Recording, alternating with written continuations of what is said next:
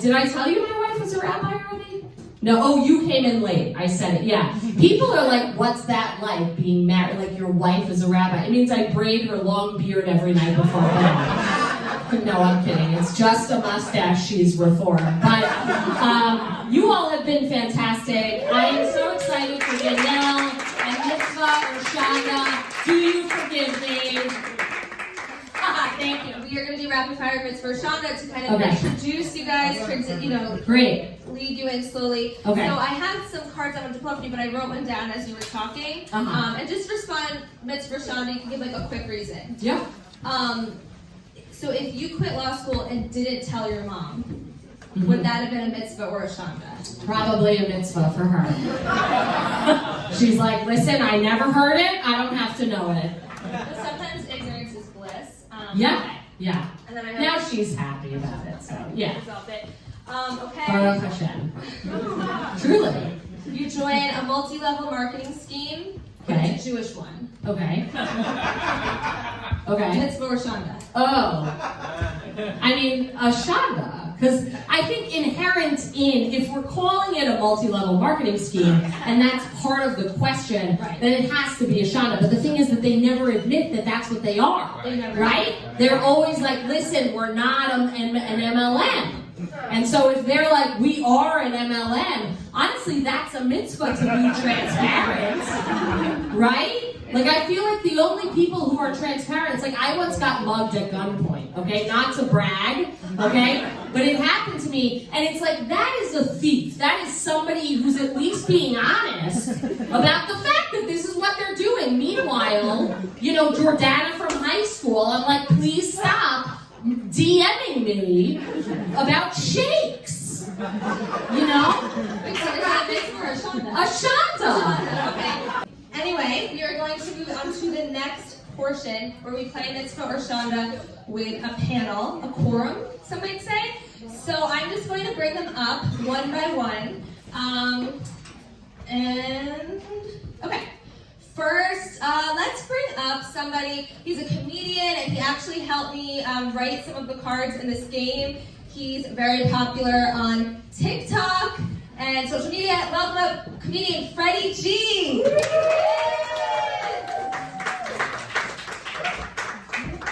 Okay, thank you, Freddie.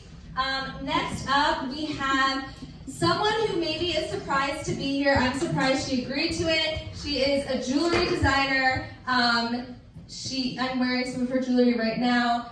This is a lesson. Don't invite me to your event because I might convince you to join mine. But please invite me to your events. Give it up for Ariel Tidhar. All right, next up we have another comedian. He improvises. He just moved to this neighborhood, so give a warm welcome to Mikey Greenblatt. And last but not least, she is Jewish. You'll get it when she comes up. She is the host of a podcast called The Podcast. Very funny, comedian, actress, everything. The bios are on the table. Welcome up, Gabby Bryan.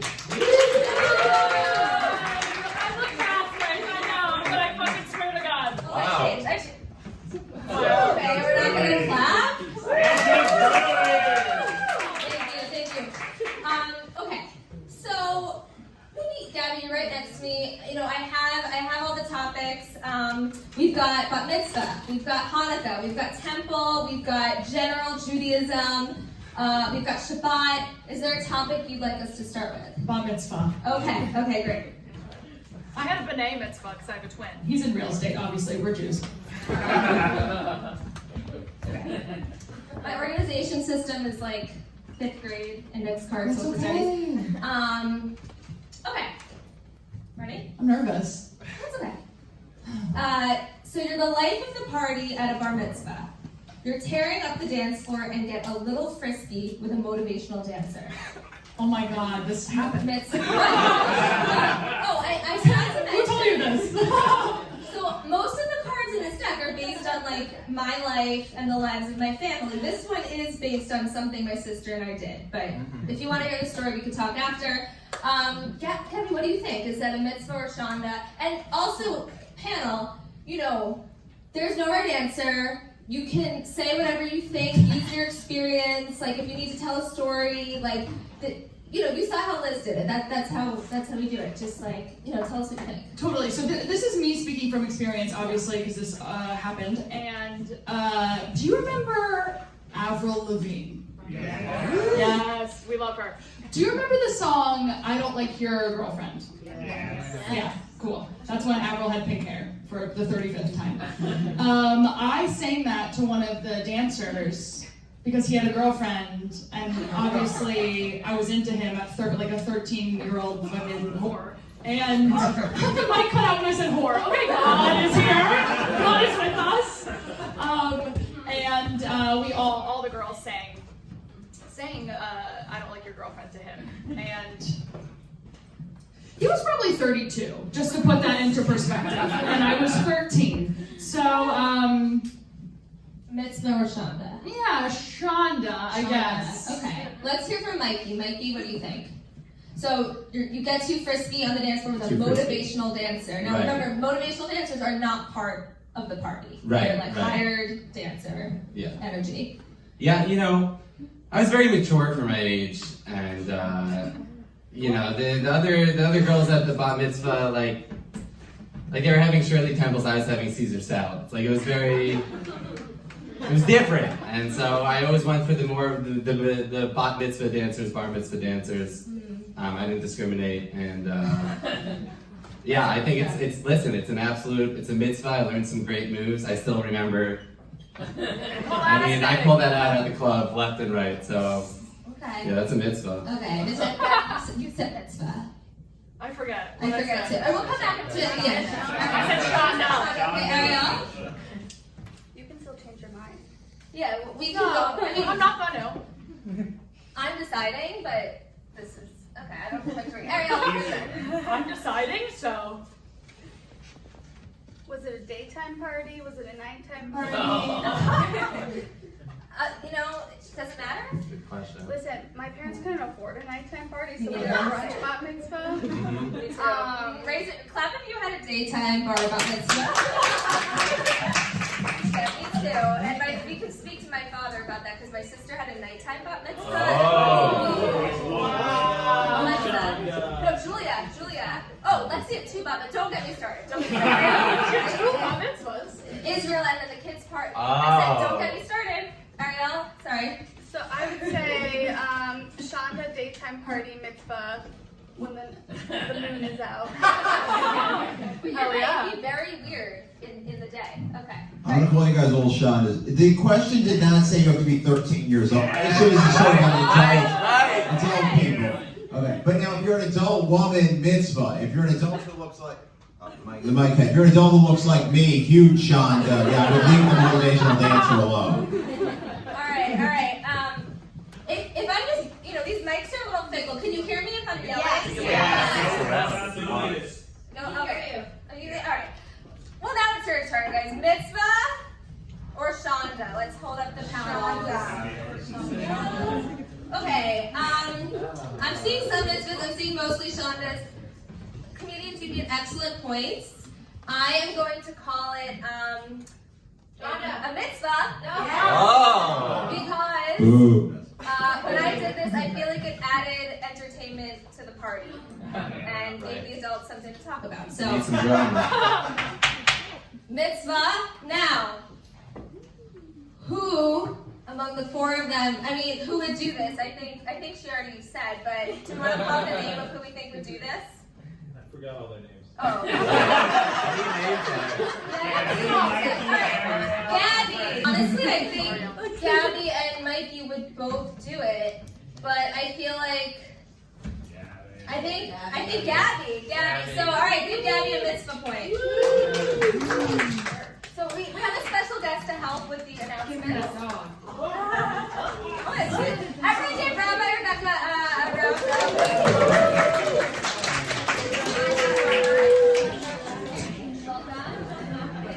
You're supposed to stand when a rabbi walks on stage. If you're not standing, it just means you don't respect it. There we go.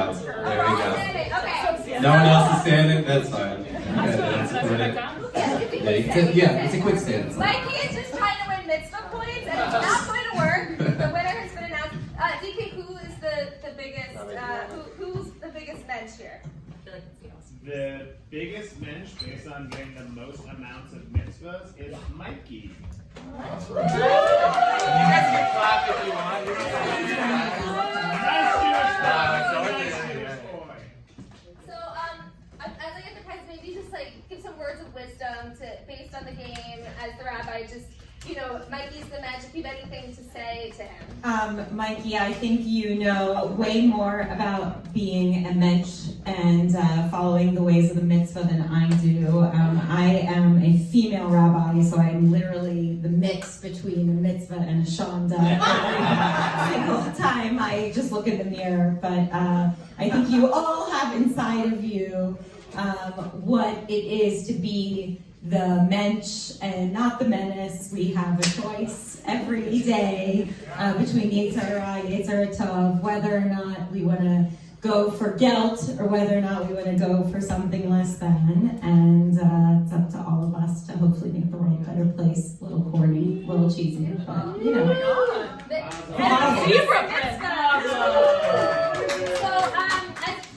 As I give you your prize, you're welcome to exit the stage, but you'll be coming back. Thank you, Rabbi. Beautiful words. Oh, she's got to be careful. It's like hazardous. Okay, it's hazardous.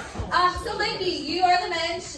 You get a card from our friends at Mentions, which is a Jewish company. They sell cards and more, very cute. Do you mind holding this stuff?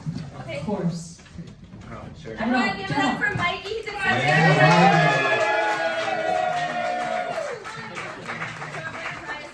Pose for the photographer. There we go. But actually together. Where's the Oh, with the gavel. Oh, okay. One more. Okay, yay, Mikey. You're a mensch. Yay. All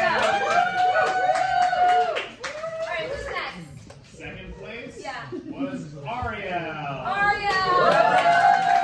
In the trigger events no one thought to happen. Ariel, let's give her another round of applause. She said she's in the next stage. You had great insight. You had great sass. You get a gold gelt. And the prize is somewhere on. So you never forget all of the lessons of today. This is a magnet with all of the holidays. Yeah, and by the way, all the products are, like I said, on sale at the merch table with my father. Okay. This has rapture vibes right now. We got a picture with our men's runner-up. There we go. Okay, show that to Daron. Okay, Of course, the two stand-up comics are left on stage for garbage. Not garbage, just a menace. Recycling. Okay. The one with the most Shandah boys technically was you, Danielle. Damn. The host Big is reveal. But tonight's real menace was Freddie. Freddie was the menace of Ready? Silver gelt. And The gelt to the people. The guilt. you guys, I did not make this. The naughty. We're getting a naughty Jewish boys calendar. That's really good. My wife is going to make you put that on the wall. There we go. And I'm going to have to flip it. She never flips. So. We're gonna smile for the camera. Show this to your family. Your mom and I can miss. So just let her know. Thank you so much, Freddie. And we love you. Okay. The Gabby. Last but not least, you added so much flavor. Ooh, I'm so sorry, and fun to this evening. Thanks. You're not a mensch. You're a menace. But we love a menace, right? No one's shocked. So you're gonna get this silver gelt. Thank you. And you two get Yes! So we're gonna end with a story from me and my dad. So Dad, will you? Papa Hey. Freddie! We don't know if it's a mitzvah or Shandah yet, so I don't think he completely knew about this, but we practiced. We're gonna tell the Okay. So I'm gonna set the scene, and then he's gonna like weigh in with like his perspective, because this happened when I was 2.5. Okay. So I'm 2.5, and my mom is on vacation. Like I'm alone with my dad. Did the other sisters exist yet? It's irrelevant. So oh, okay. My high school friends are excited. The significant others are waiting because they don't know the story yet. Okay. So 2.5, my mom goes away. She goes on a cruise with my great grandma, which like I'm sure would be a great story, but it's not the one we're telling tonight. So I, at this time in my life, am going to preschool about, I don't know, 15 minutes from home. And okay, that's the scene. Do you want to take over now? Okay. I'm pretty sure you were more than 2.5 at the time. Okay, so tell them what happened. I mean, maybe you're 2.5, but Don't age me. you might have been 2.5, but your mouth was about 7 or 8.